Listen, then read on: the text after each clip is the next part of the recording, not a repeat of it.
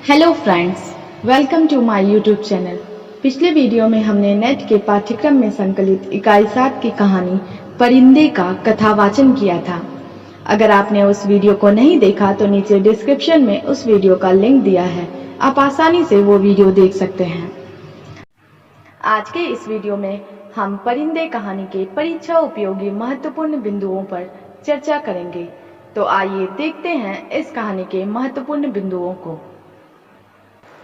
हिंदी कहानी में आधुनिक बोध लाने वाले कहानीकारों में निर्मल वर्मा का अग्रणी स्थान है।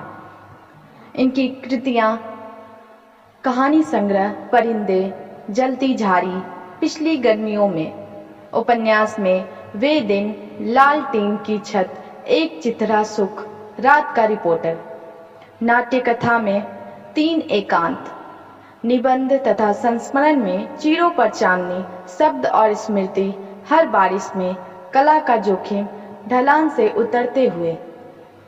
परिंदे कहानी में आधुनिक परिवेश में आधुनिक मानव की अंतर कथा कही गई है। परिंदे नई कहानी की पहली कृति है। इस कहानी के पात्र हैं Latika, Sudha, Julie, Karimuddin, doctor Mukherjee, mister Hubert, principal miss Wood, Girish Negi, father Elmond. इस कहानी में निहित उद्देश्य है, कहानीकार ने परिंदे कहानी में नर नारी के संबंधों की नवीन व्याख्या प्रस्तुत की है। कहानीकार ने लतिका के दिव्य अलौकिक और एक निष्ठ प्रेम को भी अभिव्यक्ति प्रदान की है। कहानी का मुख्य स्वर है प्रेम की असफलता और उससे उत्पन्न अकेलापन, कुंठा, घुटन और पलायनवादी प्रवृत्ति, जीवन संघर्ष की कटुता से आंखें बंद करके वीरान जिंदगी बिताने की मानसिकता। आधुनिक जगत के पात्र मुक्त जीवन के मोह में शराब और संगीत द्वारा अपने को तसल्ली देने का प्रयास करते हैं, पर सफलता का स्वाद उन्हें नहीं मिल पाता। सब में जिजीविषा है, पर कारगर उपाय नहीं है। तो आइए देखते हैं इस कहानी की कथा वस्तु को। परिंदे कहानी में आधुनिक परिवेश में आधुनिक मानव की अंतर कथा कही गई है। इस कहानी में कुमायूं के कॉन्वेंट स्कूल के कर्मचारी विभिन्न चरित्रों के रूप में आते हैं। वे सब भारतीय पारिवारिक परिवेश से भिन्न एक परिवेश में रहते हैं, जहां वे अपूर्णता का अनुभव करते हैं और संत्रास, घुटन, अकेलापन और मृत्यु बोध से तिल तिल जलते हैं। वे इस आशा से जीवन ढोते हैं कि उनका सपना कभी साकार होगा, पर यह प्रतीक्षा अंतहीन हो जाती है, जिसके पूरा होने की संभावना नहीं है। लतिका स्कूल के हॉस्टल की अभिरक्षक है। उस पर रात को छात्राओं के कमरों की जांच करने का दायित्व है। जांच करके लौटते समय एक कमरे में लड़कियों के हंसी ठहाके के स्वर सुनकर रुक जाती है और दरवाजा खटखटाती है। लड़कियां दरवाजा खोलती हैं और छुट्टियों की पहली रात को वहाँ हेमंती के गाने के कार्यक्रम होने की बात बताती है। वहाँ लतिका जूली को देखकर उससे मिलकर जाने को कहकर चली जाती है। सीढ़ियों तक आते आते वह डॉक्टर मुखर्जी और मिस्टर ह्यूबर्ट से मिलती है। वे लतिका को डॉक्टर के कमरे में आयोजित कंसर्ट में आने का निमंत्रण देते हैं। डॉक्टर मुखर्जी के आग्रह से उनके साथ जाती है। मिस्टर ह्यूबर्ट स्कूल के संगीत शिक्षक हैं और बड़े भावुक हैं। डॉक्टर मुखर्जी बर्मा से आए हुए डॉक्टर हैं, जो प्राइवेट प्रैक्टिस के अलावा कॉन्वेंट स्कूल में हाइजीन फिजियोलॉजी पढ़ाते हैं और इसलिए हॉस्टल के एक कमरे में रहते हैं। बर्मा पर जापानियों का आक्रमण होने के बाद बर्मा से आते समय रास्ते में उनकी पत्नी की मृत्यु हो गई थी। वे मरने से पहले बर्मा एक बार जाने की बात करते हैं, लेकिन कभी नहीं जाते। अगले दिन स्कूल छुट्टियों के लिए बंद होने वाला था। स्कूल बंद होने के दिन 2 प्रोग्राम होते हैं, चैपल में स्टेशन सर्विस और उसके बाद निप में पिकनिक। लतिका को पिकनिक शब्द याद आ जाने से उसकी स्मृति पटल पर वह घटना उभर आती है जब वह स्कूल में आने के पहले साल पिकनिक के बाद डॉक्टर के साथ क्लब में गई थी और वहीं कुमायूं रेजिमेंट के कैप्टन गिरीश नेगी से पहली मुलाकात में उसका प्रेम हो गया था। गिरीश नेगी कश्मीर गए थे और वहीं उनकी मौत हो गई थी। लतिका उनकी स्मृति को आधार बनाकर प्रतीक्षा कर रही है। लतिका को लगता है कि वह भी एक दिन प्रिंसिपल मिस वुड की भांति बूढ़ी हो जाएगी। बूढ़ी हो जाने की कल्पना से उसके समूचे शरीर में झुरझुरी सी दौड़ जाती है। फिर उसे याद आता है मिस्टर ह्यूबर्ट ने उसे भावुकता और यातना से भरा हुआ एक प्रेम पत्र दिया है, अर्थात दूसरों की नजर में अब भी उसमें आकर्षण है और उम्र नहीं बीती है। वह मिस्टर ह्यूबर्ट के इस काम को बचकाना हरकत मानती है। सवेरे के समय करीमुद्दीन उसे बताता है कि रात को मिस्टर ह्यूबर्ट उसे जगाने आए थे। छाती में कुछ तकलीफ महसूस हुई थी। यह सुनकर लतिका उधेड़ बुन में पड़ जाती है कि वह क्यों मिस्टर ह्यूबर्ट की गलतफहमी को दूर कर नहीं पाती, ना उसे अपनी व्यवस्था बता पाती है। स्पेशल सर्विस के लिए सब स्कूल चैपल में इकट्ठे होते हैं। फादर एलमेंट के बाइबल पढ़ने के बाद लीड काइंडली लाइट संगीत गाया जाता है। तबीयत खराब होने के बावजूद मिस्टर ह्यूबर्ट पियानो बजाने आते हैं। लतिका चैपल शीशों से वीपिंग विलोज की कांपती टहनियों को देखकर गिरीश नेगी से मिलन के मुहूर्त याद आ जाते हैं। वहीं गिरीश ने उसके क्लिप के नीचे बुरुस का फूल खोसकर अपना मिलिट्री हैट उसके सिर पर रखकर उसकी बिंदी को अपने होठों से छूकर उसे चिढ़ाने के लिए मैन ईटर ऑफ कुमायूं कहा था।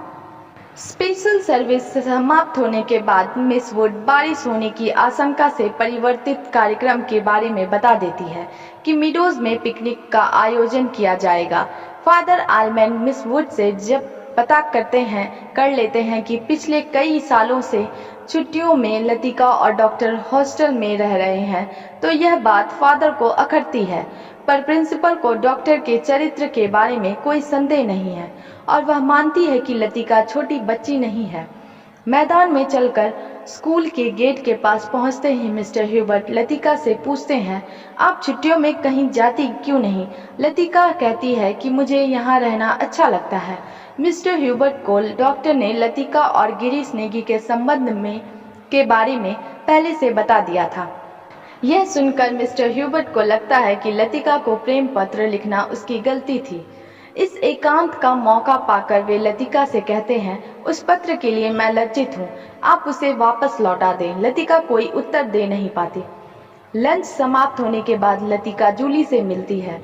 वह जूली को उसके नाम पर आया पत्र दिखाकर पूछती है कि चिट्ठी कहाँ से आई है। जूली को वह चिट्ठी कुमायूं रेजिमेंट के किसी मिलिट्री अफसर ने भेजी थी, पर जूली ने उसे झांसी में रहने वाले भाई की चिट्ठी बताती है। लतिका को असलियत का पता है, इसलिए वह जूली को सावधान कर देती है और छुट्टी के बाद मिलने को कहती है। दूसरे क्षण वह सोचती है कि हो सकता है यह जूली का प्रथम परिचय और प्रथम अनुभूति हो। इसके साथ वहीं देवदार के नीचे गिरीश नेगी से मिलने की बात उसे याद आ जाती है। उसने अपने क्लिप से देवदार की छाप पर गिरीश नेगी का नाम लिखा था और गिरीश नेगी ने उसका नाम, जो आज अधमिटे होकर उस मिलन का साक्ष्य दे रहे हैं। शाम हो आई और मिस्टर ह्यूबर्ट की छाती के दर्द के बारे में बातें करते हुए डॉक्टर और लतिका लौटते हैं। लतिका ह्यूबर्ट की बात सुनकर अनमनी हो जाती है।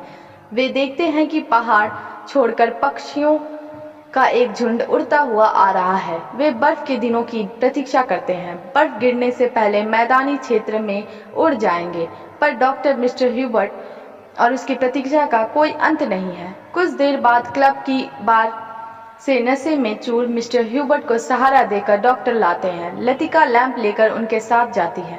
मिस्टर ह्यूबर्ट सो जाते हैं तो दोनों वहां से चले आते हैं। डॉक्टर को विदा करके लौटते समय जूली के कमरे में लाइट देखकर वहां लतिका जाती है और जेब से उसका प्रेम पत्र निकालकर उसे सो गई जूली के तकिए के नीचे रखकर चली आती है। तो आइए देखते हैं इस कहानी की महत्वपूर्ण पंक्तियों को।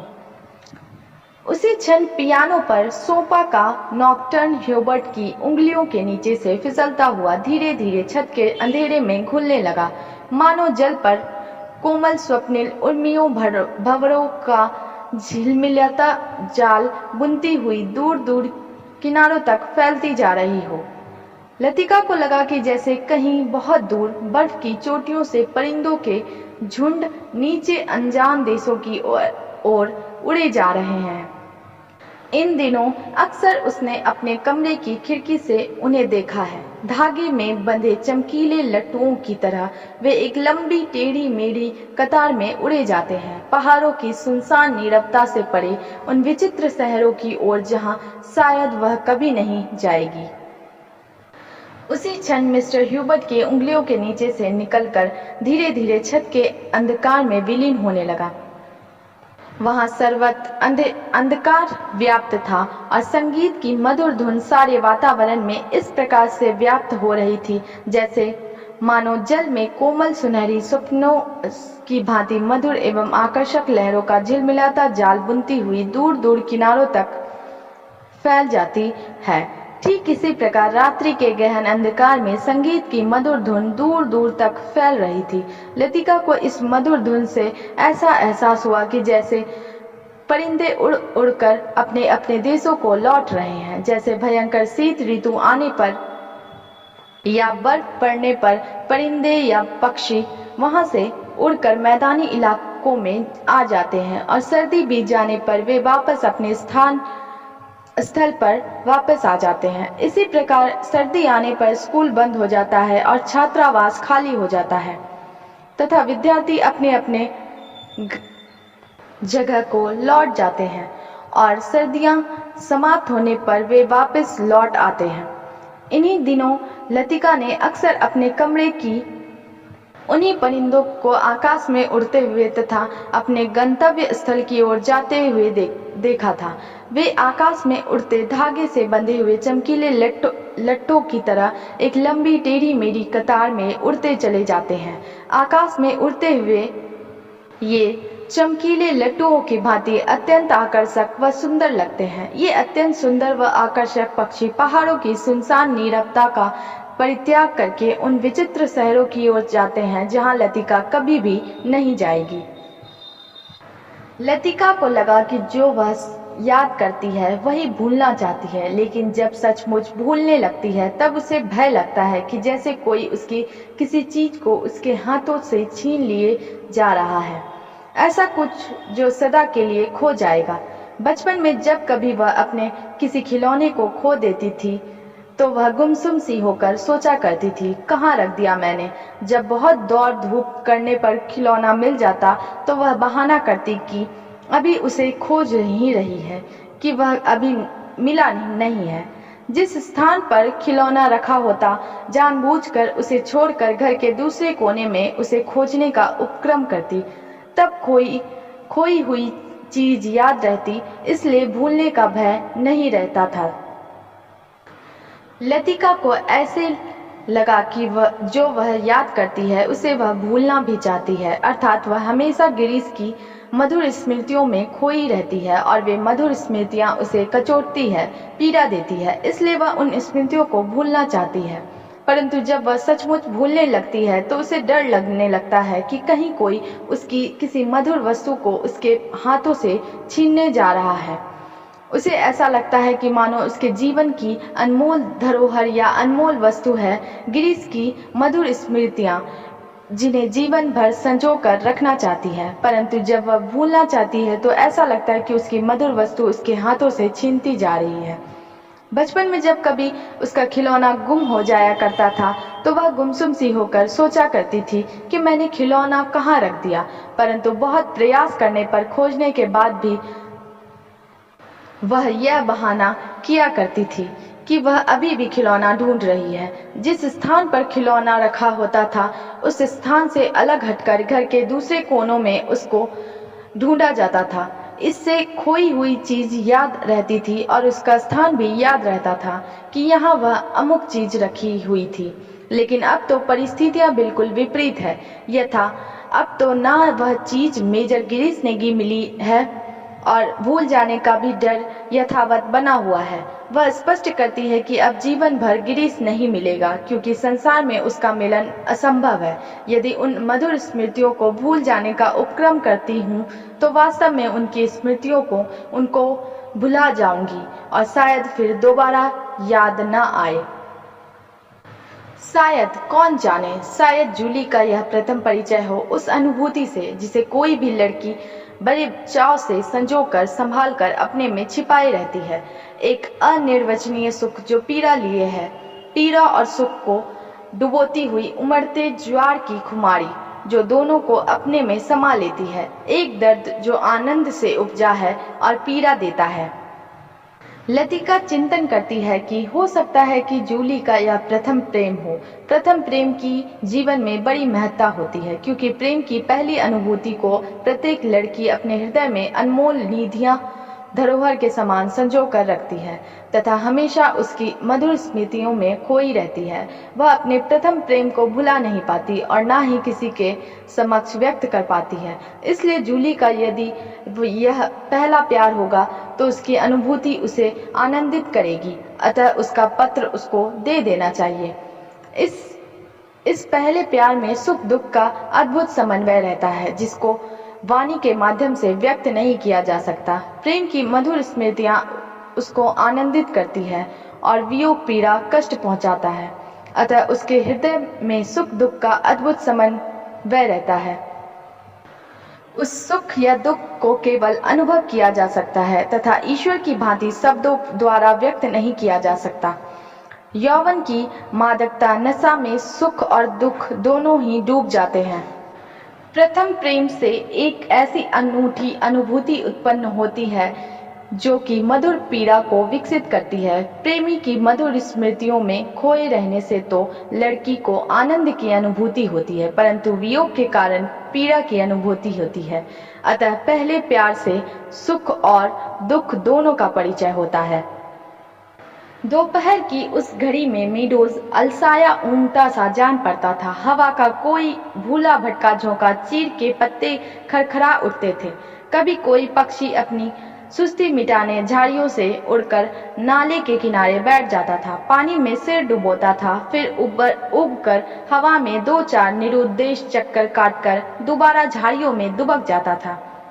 किंतु जंगल की खामोशी शायद कभी चुप नहीं रहती। गहरी नींद में डूबी सपनों सी कुछ आवाजें नीरवता के हल्के झीने पर्दे पर सलवटें बिछा जाती है। मूक लहरों सी हवा में तिरती है, मानो कोई दबे पांव झांक कर अदृश्य संकेत कर जाता है, देखो मैं यहाँ हूँ। दोपहर की नीरवता सर्वत्र मीडोज में व्याप्त है और उस समय मीडोज भी आलस्य से में ऊँघता सा जान पड़ता था, क्योंकि लड़कियां मीडोज में छोटे छोटे दल बनाकर घूम रही थी। अर्थात जब उनकी गतिविधियां शोर शराबा चलता तो उसमें सजीवता व जागृतावस्था दृष्टिगोचर होती, अन्यथा ऐसा लगता था कि दोपहर की उस घड़ी में मीडोज आलस्य भाव से युक्त ऊँघ रहा है। हवा भी बंद थी, लेकिन कभी कभी हवा का कोई भूला भटका झोंका आ जाता था तो चीड़ के पत्ते खड़खड़ा जाते थे।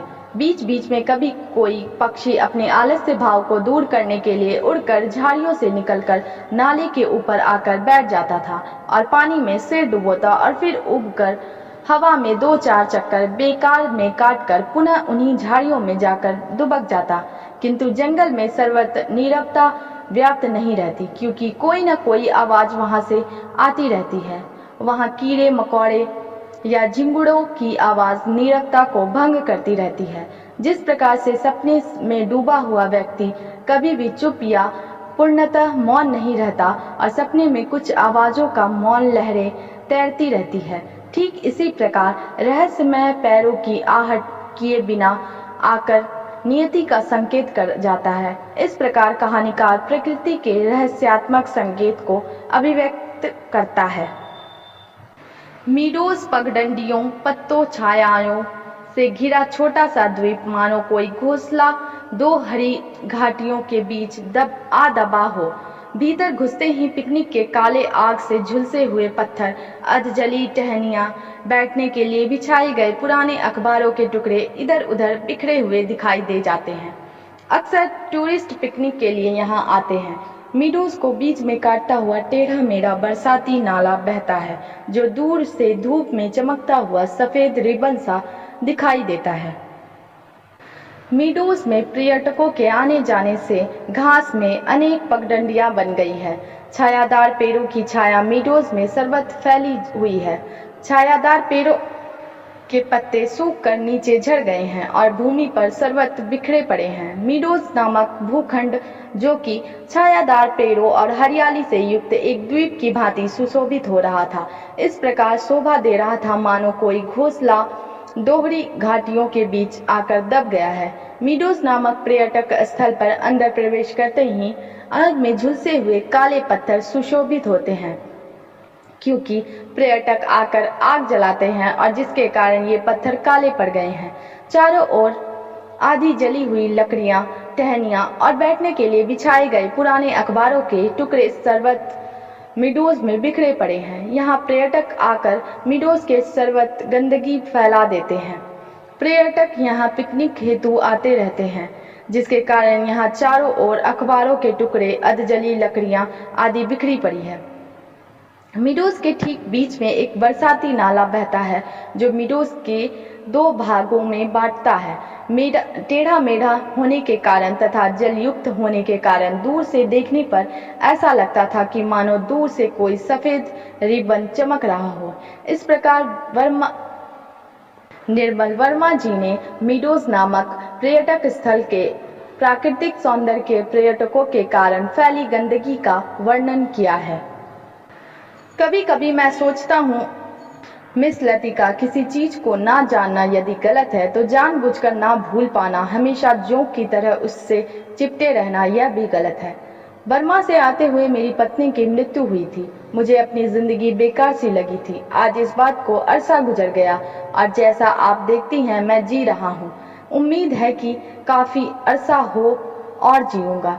जिंदगी काफी दिलचस्प लगती है और यदि उम्र की मजबूरी ना होती तो शायद मैं दूसरी शादी करने में भी ना हिचकता। इसके बावजूद कौन कह सकता है कि मैं अपनी पत्नी से प्रेम नहीं करता था, आज भी करता हूँ। कभी कभी लतिका, मैं सोचता हूँ कि किसी चीज के बारे में ज्ञान ना होना या जानकारी ना होना भी गलत है, लेकिन साथ ही उस चीज को जानबूझकर ना भुलाना भी अनुचित है, क्योंकि किसी भी अप्राप्य वस्तु या जीवन को दुखमय बना देने वाली घटना को जानबूझकर भुला देने का प्रयत्न न करके बलपूर्वक याद रखने का प्रयास करना भी गलत है। किसी घटना को जानबूझकर भुलाना भी अनुचित है और किसी तथ्य को बलात् स्मरण रखना भी अनुचित है। किसी तथ्य या वस्तु के प्रति भी जोंक की तरह चिपटना भी अनुचित है, क्योंकि किसी वस्तु के प्रति आग्रह या विग्रह दोनों ही अनुचित है। डॉक्टर मुखर्जी स्पष्ट करते हैं कि जब जापानियों ने वर्मा के ऊपर आक्रमण किया तो वे अपनी पत्नी को साथ लेकर भारत आ गए। रास्ते में मेरी पत्नी की मृत्यु हो गई तो मुझे अपना जीवन बेकार लगने लगा, क्योंकि पत्नी के बिना मेरा जीवन रसहीन, निरर्थक व शून्य लगने लगा था। आज इस बात को हुए काफी समय बीत गया है और आप देख रहे हैं कि मैं परिवार या पत्नी के बिना येन केन प्रकारेण गुजारा कर रहा हूँ। यदि मेरी आयु अधिक न होती तो मैं विवाह कर लेता, क्योंकि मेरी आयु अधिक हो गई है, अन्यथा मैं विवाह कर लेता और मेरा जीवन सुखमय होता। इसके बावजूद कौन कह सकता है कि मैं अपनी पत्नी से प्रेम नहीं करता। मैं अपनी पत्नी की मधुर स्मृतियों को संजो कर रखता हूँ और आज भी मैं अपनी पत्नी से प्रेम करता हूँ।